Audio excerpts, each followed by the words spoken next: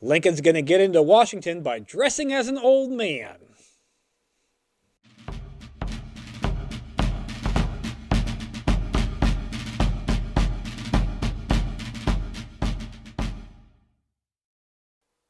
Hello and welcome to a very special episode of Civil War in Hindsight, where Abraham Lincoln's going to sneak into Washington, D.C. I'm Lieutenant Tommy. With me, as always, is Prospector Johnny. And Prospector, we're going to jump right into it because Alan Pinkerton, who is a privately purchased security guard for Abraham Lincoln, he's going to uncover a plot that suggests that when Lincoln gets to Baltimore, he might not be having such a great time. Wait, a plot? Yeah. Like, what do you mean? They're going to try to kill him, apparently, I would assume. So this is known as the... So Pinkerton was already hired by Lincoln as his bodyguard. Pinkerton was hired by Lincoln as a bodyguard for the railroad specifically. So Pinkerton and so now he's found something. He's found something. Getting his money's worth, I guess. Lincoln is definitely getting his money's worth because it's known as the Baltimore Plot, and while Pinkerton is providing security on the railroads, he notices that in Maryland there are multiple attempts to sabotage the railroads in Maryland while Lincoln is there doing his whole 70 stop tour. What are people doing? Are they tearing them up or stuff, or like what do you mean sabotaging? Yes, they're trying to make it so that he can't make his way through Maryland by sabotaging the lines itself. Okay. But while this is all going on, Pinkerton hears rumors that there are some people who aren't so happy that Lincoln got elected. Maybe some slave owners, we don't know, but some people who aren't so happy about Lincoln. It's obviously the slave owners, because that's why the South has seceded from the Union. One of Pinkerton's hired detectives, a Kate Warren, who's actually one of the very first female private detectives ever in U.S. history. Look how progressive we are here in 1861. This is amazing. Or how progressive a Scottish private detective is. Look how progressive we are in 1861. This is amazing. So Kate Warren is going to be responsible for finding out this plot. And the plot basically goes that while Lincoln is in Baltimore, he normally, in most of his stops, does a speech, shakes some hands. Right, he's been giving the same old speech his whole freaking tour. Say something new. Boo, get off the stage. Anyways, while he's going around shaking people's hands, allegedly there are going to be some individuals in the audience that are going to be shaking his hand, and as he's shaking their hands, they're going to shankety him with a knife. So that's the alleged plot. Seems ineffective. It does. It seems like especially do they know how? Maybe just. Have they seen Lincoln? First of all, he's like 6 foot, tall dude. 15, and I'm pretty sure he's like 299 and 1 or something with his wrestling career or something like that. He's a boxer. I'm a boxer. I box a. He's a tough dude. He boxed the bear. I mean, come on. He's a tough dude. Like, you gonna try to stab that guy?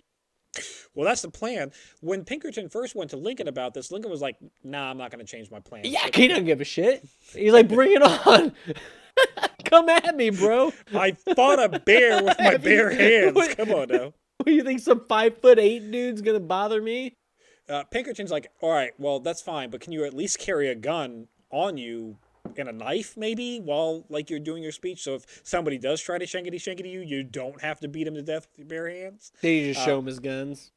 Lincoln just shows him his guns and says, look, and don't I need quote, that. and I quote, I would not for the world have it said that Mr. Lincoln had entered the national capital armed. So, but still, I mean, his natural guns, he's still... Well, that's true. I mean, nobody should ever enter the national capital armed. There just shouldn't be a need for it.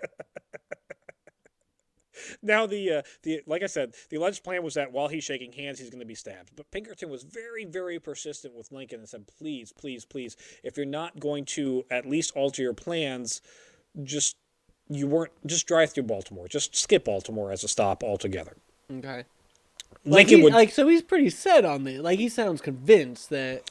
Yeah. Pinkerton's convinced. Does he eventually convince? So does he convince Lincoln that? So Lincoln is convinced. He says, "All right, I'll do the Harrisburg, Pennsylvania stop, but I will bypass Baltimore." But they still, by rail, have to travel through Baltimore. Right. It's a train. It's on rails. You can't take side streets. There's no side streets. Nope. So Pinkerton is going to take the following actions. On the night of February 22nd, he's going to cut the telegraph lines in Baltimore to stop conspirator communication.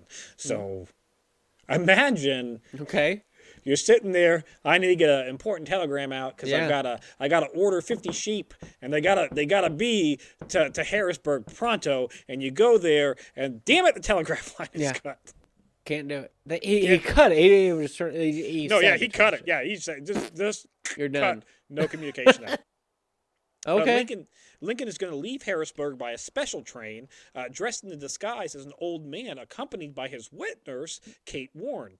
The rest of the presidential party is going to leave on the normal presidential train as planned. So Now, was he leaving with his actual wet nurse, or he was disguised as no, somebody who had a wet nurse? He's disguised as an old man who needs a wet nurse. I just wasn't sure if Yeah. Lincoln actually had because you know.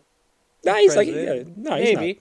not. No, he's not. He doesn't need a wet nurse. No, He's I know he doesn't need it, but maybe that's his thing.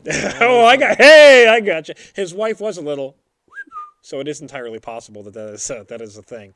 Lincoln is going to arrive in Baltimore in the middle of the night on February 22nd, 23rd. I mean, he gets in there right at the middle of the night until the 23rd. There is a sound ordinance in Baltimore that prevents trains from being actually driven through the city past dark. Oh yeah, So, good for them. Yeah, Gotta sleep yes, at night. right? Good Trains God. are loud as shit. Come on. Whew. So what they're going to do is they're going to actually, once they get into Baltimore, hitch the cars. They're going to detach the train and hitch the cars that Lincoln is in to a bunch of horse-drawn carriages, and they're going to drive Lincoln literally by horse-drawn carriages into the next train station. Over the track, like on the tracks, obviously. On the tracks, Just yeah. with The horses are just clopping pulling along railroad tracks. instead of a train. Yes, exactly. Well, I mean, I'm just saying, good for those horses who have to. I mean, have you ever run down a railroad track? Yeah, that's not the easiest thing in the world. Yeah, good luck not falling. So he gets to the next train station in Baltimore where they disembark and get on their final train because in the South, they love their states' rights so much that they like to have different gauges per rail company. Oh yeah, So, no, I heard about this. Freedom for gauge yeah. sizes. Yeah, everybody's free to have their own gauge size state by So, state, so that you have to unload from one train and load onto another as you enter one state. Yeah, from another Brilliant. state. Or one, The good thing is this isn't going to come back to bite him in the ass. this sure won't come back to bite anybody in the ass. So he's going to transfer onto a different car, and then again, while in town, get pulled out by horses, and then once outside of the town limits, the steam train will pick up and take him on to Washington. Lincoln is going to safely arrive in Washington, D.C. on the morning of the 23rd, and while Lincoln good. Once Lincoln is outside of Baltimore, Alan Pinkerton is going to take it upon himself to telegraph Philadelphia and say, "Plums delivered nuts." That was his code word for Lincoln is safe. Plums delivered nuts. I'll bet he spent more time thinking about that than he did the made up conspiracy to kill Lincoln in Maryland. I think honestly, Johnny, you might be right. These actions that were taken did successfully prevent Lincoln from being assassinated, but Great. I'm a Good for little... that. I mean, of course, like that's the thing. That's the problem with this is even the chances. Anyway, I'm sorry. You're the gonna have to cut chances, that. yeah, no, Good no, God. you're fine. The chances. You see what I'm saying?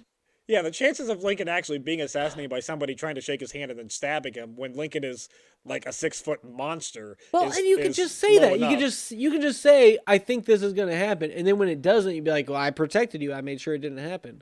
And it didn't happen. So Like Odin promised that there would be no more ice giants. Have you seen an ice giant around? No, Odin kept his promise.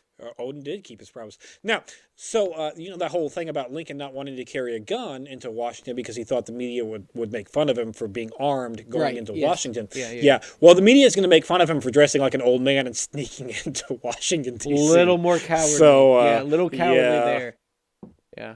That doesn't go over very well. And again, he's still got his whole artificial crisis speech that is not going over very well, especially So good start for the presidency. So good start for our president-elect sneaking into Washington as a crippled old man. Well, that's it for a very special episode of Civil War in Hindsight. Please remember to like, share, and subscribe. Join us on our regular weekly episodes where we follow the Civil War 160 years as it happens in real time. And if you're bored and want other things to do, follow our Historic Hindsight where we talk about random things like Prohibition.